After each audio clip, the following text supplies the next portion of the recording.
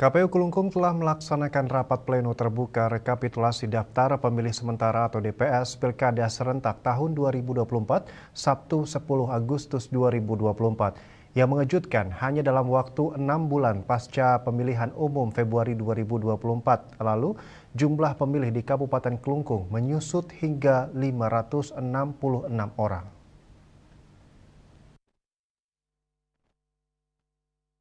Dalam rapat pleno tersebut terungkap menyusutnya jumlah pemilih di dalam DPS ini disebabkan oleh sejumlah faktor. Salah satunya karena kematian dan ada pula temuan pemilih ganda di Kecamatan Nusa Penida, yang mana satu orang warga Nusa Penida terdaftar juga di Kabupaten Jembrane.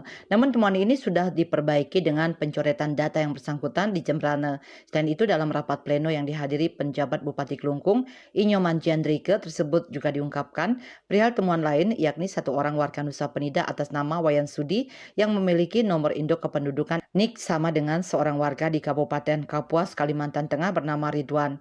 Yang membedakan hanya namanya saja, sehingga atas temuan ini KPU untuk sementara menyatakan warga asal Nusa Penida tersebut tidak memenuhi syarat TMS sebagai pemilih. Selain pemilih ganda, dalam rapat pleno terbuka rekapitulasi DPS tersebut juga terungkap kalau jumlah pemilih dalam pilkada serentak berkurang dari jumlah pemilih di pemilu 2024 bulan Februari lalu, yang mana sebelumnya jumlah pemilih dalam pemilu 2024 di Kabupaten Kelungkung mencapai 169.603 orang. Denpos melaporkan.